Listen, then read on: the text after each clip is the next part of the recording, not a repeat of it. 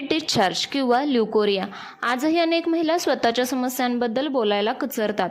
White discharge हा नैसर्गिक बदल कधी असतो आणि आजार कधी बनतो? तर मैत्रिणींनो नमस्कार. आज आपण व्हाईट डिस्चार्ज नक्की काय आहे यावरती वैज्ञानिक, आयुर्वेदिक आणि घरगुती अशा सर्व पैलूंनी सविस्तर चर्चा करणार आहोत.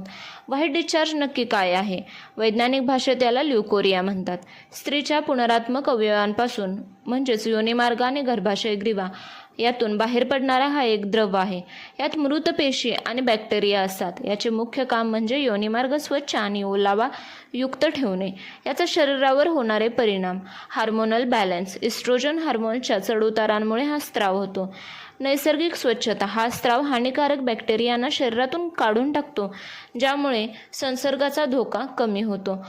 हा त्रास का होतो याची कारणे काय? तर अस्वच्छता, गुप्तांगाची योग्य स्वच्छता न राखणे, तसेच इन्फेक्शन, संसर्ग, ईस्ट इन्फेक्शन किंवा बॅक्टेरियल व्हिजिओनिसिस.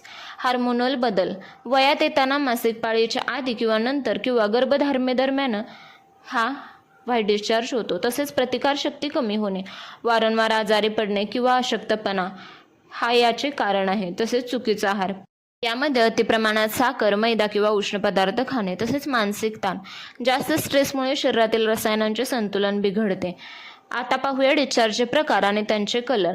पारदर्शक आणि चिकट, स्ट्रेची, हे ओव्ह्युलेशनचे लक्षण आहे. गर्भधारणेसाठी योग्य वेळ, हे पूर्णपणे सामान्य आहे. पांढरा आणि घट्ट थिक व्हाईट कलरचा डिस्चार्ज, जर खाज नसेल तर हे मासिक पाळी सुरू होण्याचे लक्षण आहे. तसेच पिवळसर किंवा हिरवट डिस्चार्ज, हे बॅक्टेरियल संसर्गाचे लक्षण असू शकते. यासाठी डॉक्टरांची गरज आहे किंवा डॉक्टरांची भेट घ्यावी.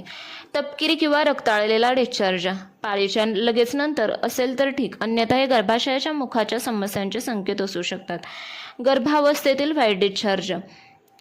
गर्भधारणेदरम्यान पांढरा स्त्राव होणे खूप सामान्य आहे, परंतु त्याचे स्वरूप समजून घेणे आवश्यक आहे.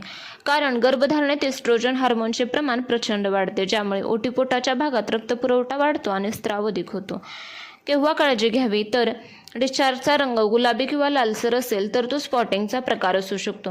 तसेच जर तो खूप दुर्गंधीयुक्त असेल तर गर्भातील बाळाला संसर्ग होऊ नये म्हणून त्वरित तपासणी करणे गरजेचे आहे. तसेच रोजनिवृत्ती म्हणजेच मेनोपॉज आणि व्हाईट डिस्चार्ज. वयाच्या 45 ते 50 नंतर जेव्हा पाळी थांबते तेव्हा होणारे बदल. इस्ट्रोजन कमी झाल्यामुळे योनिमार्गाची त्वचा पातळ आणि कोरडी पडते. यामुळे पांढरा स्त्राव कमी होतो, पण जळजळ आणि खाज वाढते. अशा वेळी नैसर्गिक लुब्रिकेंट्स किंवा डॉक्टरांच्या सल्ल्याने हार्मोन रिप्लेसमेंट थेरपीचा विचार केला जातो. योनिमार्गाचा पीएच बॅलन्स म्हणजेच काय? आपल्या शरीरातील योनिमार्गाचा नैसर्गिक पीएच हा 3.8 ते 4.5